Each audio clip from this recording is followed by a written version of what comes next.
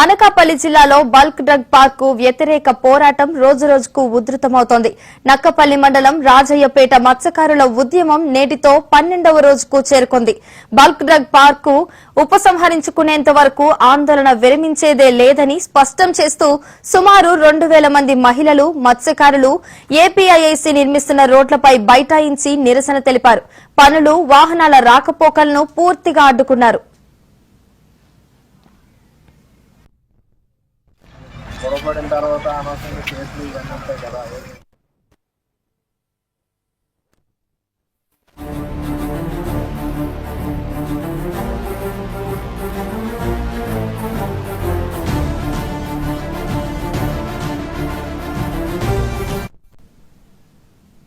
హోంమంత్రి వంగలపూడి అనిత స్పందించకపోవడంపై మత్స్యకారులు ఆగ్రహం వ్యక్తం చేశారు. పూరి, కోనార్క్ వంటి ప్రాంతాలకు వలస వెళ్లిన వందలాది మంది మత్స్యకారులు సైతం స్వగ్రామానికి తిరిగి వచ్చి దీక్షలో పాల్గొన్నారు. అధికారులు చర్చలకు సిద్దపడినా హోంమంత్రి వచ్చి సమాధానం చెప్పాల్సిందేనని ఆందోళనకారులు పట్టుబట్టారు. దీంతో మంత్రి అనిత వీడియో ప్రకటన విడుదల చేశారు. అసెంబ్లీ సమావేశాలు ముగిసిన వెంటనే ఈ నెల 30న వచ్చి చర్చలు జరుపుతానని హామీ ఇచ్చారు.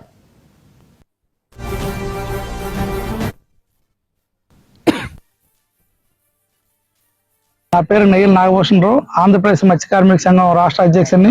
విశాఖ జిల్లా నక్కపల్లి మండలం రాజీపేటలో కూడా చూస్తే ఆల్రెడీ ఒక కంపెనీ ఉంది. ఆ కంపెనీ ప్రారంభమై ఇన్ని సంవత్సరాలు అయినప్పటికీ కూడా ఈ చుట్టుపక్కల ఉన్నటువంటి 8 నుంచి 9 గ్రామాలు కూడా పేర్ క్యాన్సర్ కానివ్వండి, మౌత్ క్యాన్సర్ కానివ్వండి, అనేక రోగాలతో వచ్చి చాలా మంది, అంటే వీళ్ళు ప్రభుత్వాలు ఏ రకంగా మోసం చేసినా అంటే మీకు మంచి కంపెనీలు తీసుకొస్తాం, మీ పిల్లలకు మంచి భవిష్యత్తు ఇస్తాం, మీ భూములు ఇచ్చడం వల్ల స్థానికులకి అబద్ధం మాటలు చెప్పి మోసం చేస్తున్నారు. కానీ ఇచ్చిన తర్వాత ఏమవుతుందంటే పూర్తి జీవితాన్నే కోల్పోయే పరిస్థితి వస్తుంది. ఈ కంపెనీకి మేము అందరం కూడా వ్యతిరేకిస్తున్నాం. నక్కపల్లి జడ్పీటీసీ రాజీపేట. నా పేరు కాసులమ్మ. డైలీ చేపలకు మగవాళ్ళు వెళ్తే ఆ తెచ్చిన చేపలు ఆడవాళ్ళు పట్టుకెళ్లి అమ్ముకొని అదే జీవనోపాధి చేస్తూ ఉంటాము. అటువంటి గ్రామాన్ని మా ఈ బల్క్ డ్రగ్స్ వచ్చి ఎట్రు వచ్చిన తర్వాత కొంత పాడైంది. ఇప్పుడు అదే విధంగా ఇంకా ఊరికి దగ్గరలో ఈ బల్క్ డ్రగ్స్ పెడుతుంది. ఈ ప్రభుత్వం ఆ బల్క్ డ్రగ్స్ ఆపాలని మేము 13 రోజుల నుంచి పోరాటం చేస్తున్నాం. నిన్ననే అనిత మేడం గారు ఒక వాయిస్ పంపించారు. నేను వచ్చి మీకు న్యాయం చేస్తాను, నేను ప్రభుత్వంతో మాట్లాడతాను అని అన్నారు ఆమె. అది ఎంత వరకు మరి వెళ్తుందో తెలియదు. కానీ ప్రస్తుతానికి పోలీసు వారు అందరూ కూడా ఆర్డీఓ గారు మాట చేయడం వల్ల మేము అక్కడ ధర్నా ఆపి ఇక్కడ కూర్చోవడం జరిగింది. ఇప్పుడు బల్క్ డ్రగ్స్ కి కేటాయించినటువంటి 1800 ఎకరాలతో పాటుగా మరో 3000 ఎకరాలు కేటాయింపు చేయడం కోసం మరో 3000 ఎకరాలు తీసుకొని విషాన్ని వెదజల్లేటటువంటి విదేశాల్లో నిషేధించినటువంటి బల్క్ డ్రగ్స్ కంపెనీలను ఇక్కడ నెలకొల్పాలని చెప్పేసి ప్రయత్నం చేస్తా ఉన్నారు. రాష్ట్ర ప్రభుత్వం గత ప్రభుత్వం తీసుకున్నటువంటి అన్ని నిర్ణయాలని మేము పునఃసమీక్షిస్తామని చెప్పేసి కూటమి ప్రభుత్వం చంద్రబాబు నాయుడు గారు చెప్పారు. అయితే 2023 సెప్టెంబర్ 20వ తేదీన ఆనాడు వైసీపీ ప్రభుత్వం కాకినాడ జిల్లాలో కొత్తపల్లి, తొండంగి ప్రాంతాల్లో నెలకొల్పబోయే బల్క్ డ్రగ్స్ ని నక్కపల్లి మండలంలో ఈ రాజీపేట ప్రాంతంలో ఏర్పాటు చేయాలని చెప్పేసి నిర్ణయం తీసుకుంది. గత ప్రభుత్వం తీసుకున్న నిర్ణయాలను సమీక్షిస్తాము, ఆ నిర్ణయాల మీద మేము పునరాలోచన చేస్తామని చెప్పినటువంటి వారు మరి నక్కపల్లి మండలంలో ఈ ప్రాంతంలో బల్క్ డ్రగ్స్ కంపెనీలు నెలకొల్పాలని గత ప్రభుత్వం తీసుకున్న నిర్ణయాన్ని ఎందుకు వీళ్ళు సమీక్షించలేదు?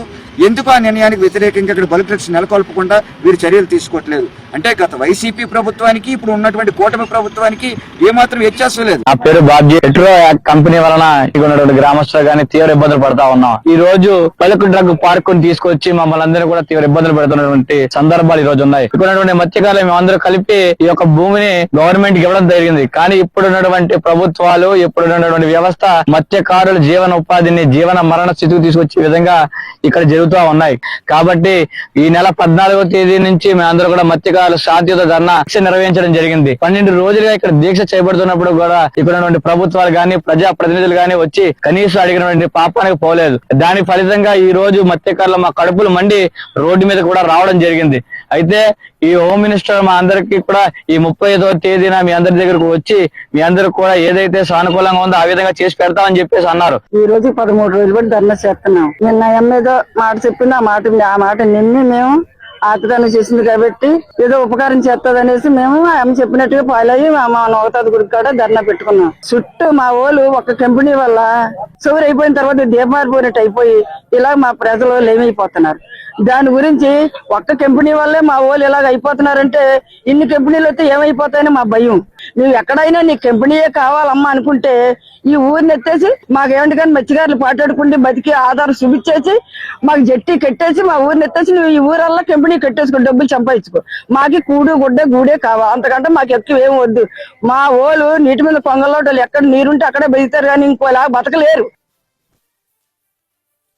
నక్కపల్లి మండలం రాజీపేట గ్రామంలో 2800 ఎకరాల భూముల్లో బల్క్ డ్రగ్ ఫ్యాక్టరీలు పెట్టేదానికోసం తెలుగుదేశం ప్రభుత్వం అనుమతులు ఇచ్చింది. ఇప్పుడు పనులన్నీ కూడా సర్వేయంగా జరుగుతూ ఉన్నాయి. లక్షల రూపాయల్లో నష్టపరిహారం ఇచ్చి ఇప్పుడు ఏపీఐసి వాళ్ళు కోట్ల రూపాయల కంపెనీలకి భూములు అమ్ముకుంటా ఉన్నారు. భూములు కోల్పోయిన వాళ్ళు ఎవరైతే ఉన్నారో వాళ్ళకి నష్టపరిహారం తేల్చలేదు, ప్యాకేజీ తేల్చలేదు, ఉద్యోగాల సంగతి చెప్పలేదు. ఇప్పుడు ఈ బల్క్ డ్రగ్ ఫ్యాక్టరీలు అందరూ వచ్చి ఇక్కడ పరిశ్రమలు పెట్టి ఉపాధి ఎంత ఇస్తున్నారో చెప్పకుండా విషాన్ని వెదజల్లే పరిస్థితి కనుక చూస్తే గ్రామాలన్నీ కూడా ఖాళీ చేసిన పరిస్థితి ఈ రోజు వస్తుంది. ఇక్కడ అనేక రకాల జబ్బులతో బాధపడాల్సిన దాపురించే పరిస్థితి కూడా వస్తుంది. జనాలు రాబోయే కాలంలో తినడానికి ఆహారం కూడా దొరకలేనటువంటి పరిస్థితికి నెట్టబడతారు. ఇవన్నీ పట్టించుకోకుండా, ప్రజల అభిప్రాయాన్ని తీసుకోకుండా, ప్రజలకు నష్టపరిహారం ఇవ్వకుండా ప్రభుత్వం ఇంత వేగంగా ఇక్కడ కంపెనీలు పెట్టడం అనేటువంటిది దుర్మార్గమైనటువంటిది. కాబట్టి తక్షణం ప్రభుత్వం ఈ ప్రజల ఆరోగ్యాల్ని, ప్రజల సంక్షేమాన్ని దృష్టిలో పెట్టుకుని నిర్ణయాలు చేయాలి. ఈ చుట్టుపక్కల ప్రాంతాన్ని విషమయం చేసి దాన్ని ఏ మేరకు కాపాడతామనేటువంటిది కూడా స్పష్టమైన హామీ ఇవ్వాలని చెప్పి ఈ రోజు మేము సిపిఎం పార్టీగా డిమాండ్ చేస్తాం. గతంలో ఎట్రో కంపెనీ వచ్చిందండి మా ఊరి దగ్గర. ఆ ఎట్రో కంపెనీ వచ్చేటప్పుడు కూడా మాకు అనేక రకమైన హామీలు ఇచ్చారండి. ఆ రోజు ఈ ఫ్యాక్టరీ పెట్టడం వల్ల మీకు రాజీపేట ఇలా కాకుండా చాలా బంగారంలా మారిపోద్దని చెప్పేసి అన్నారండి. కట్టిన తర్వాత కనీసం ఇలాగ రాజీపేటను కూడా పట్టించుకోకుండా ఇలా రకమైన జబ్బులతో రాజీపేటలో క్యాన్సర్లు గానీ, లేకపోతే కిడ్నీల సమస్యలు గానీ, వాటర్ పొల్యూషన్ అయిపోయి నానా రకాల ఇబ్బందులు పడుతున్నాం ఇక్కడ మేము. మళ్ళీ అది కాకుండా పాకిరేపేట నియోజకవర్గం హోమ్ మినిస్టర్ గారు ఎట్రో గురించి ధర్నా చేసినప్పుడు మేము అధికారంలోకి వస్తే ఇలాంటివి రాకుండా చూసుకుంటామని చెప్పేసి అన్నారు. ఇవాళ అధికారంలోకి వచ్చిన దాని బావులాంటి ఫ్యాక్టరీ తీసుకొచ్చి ఈ రాజీపేట దగ్గరలో పెట్టడం జరుగుతుందండి. దీనివల్ల మేము ఉండాలా పోవాలంటే మాకు అర్థం కావట్లేదు. మా పిల్లల భవిష్యత్తు గురించి ఆలోచించి మీరు ఇటువంటి నిర్ణయాలు తీసుకోకుండా ఈ ఫ్యాక్టరీని ఇక్కడ కాకుండా మీరు కావాలనుకుంటే మీరు ఎక్కడైనా పెట్టండి. కానీ ఇలాంటి మా హ్యాపీగా బతుకుతున్న ఏరియాలో మీరు ఎలాంటి ఫ్యాక్టరీలు తెచ్చి పెట్టడం అనేది ఎంతవరకు కరెక్ట్ మేడం గారు? ఆంజనేయులు, ఆంధ్రప్రదేశ్ మత్స్య కార్మిక సంఘ రాష్ట్ర ప్రధాన కార్యదర్శిని. ఈ ఏరియాకి సంబంధించి ఎస్ఆర్ఆర్ కంపెనీ బల్క్ డ్రగ్స్ సంబంధించిన ఫ్యాక్టరీ ఒకటి మొన్న ఆగస్టు 5వ తారీఖు నాడు ప్రజాభిప్రాయ సేకరణ జరిగింది. ఈ గ్రామానికి సంబంధించి ప్రధానంగా 2018లో ల్యాండ్ ఎక్విజేషన్ జరిగింది. ఆ రోజు రాష్ట్ర ప్రభుత్వం గ్రామస్తులకు ఇచ్చిన హామీ అభివృద్ధికరమైన పరిశ్రమలు తీసుకొస్తామని హామీ ఇచ్చారు. ఆ రోజు ల్యాండ్ ఎక్విజేషన్ కి సంబంధించిన భూమిని ఎస్ఆర్ఆర్ కంపెనీకి, బల్క్ డ్రగ్ కంపెనీకి దొంగచాటుగా ఇవ్వటం మూలంగా గ్రామం ఒక్కసారి ఉలిక్కిపడటం అనేది జరిగింది.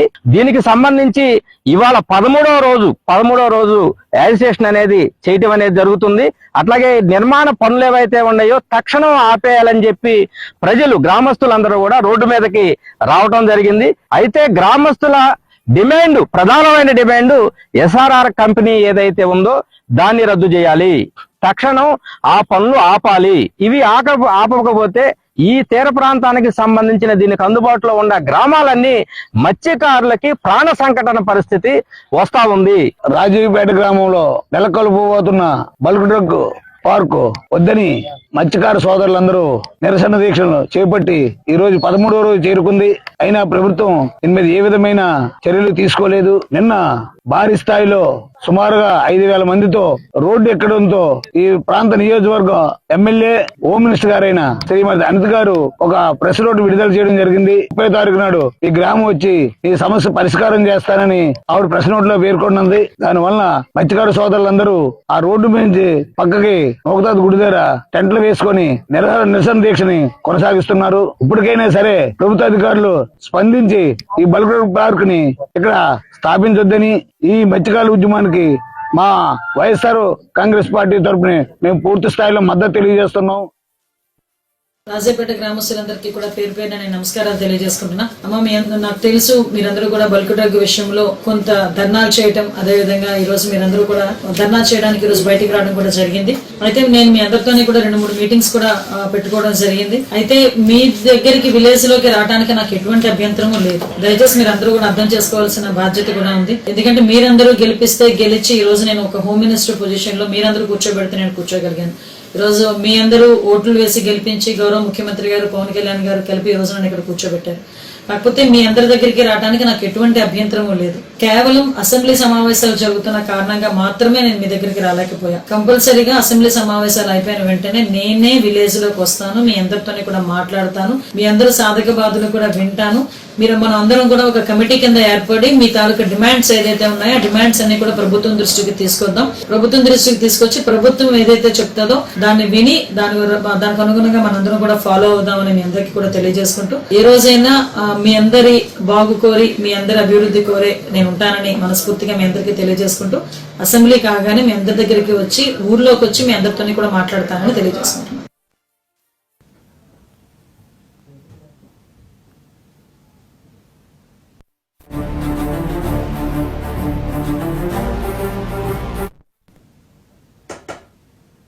బులెటిన్ లో షార్ట్ బ్రేక్ తీసుకుందాం. Stay with us.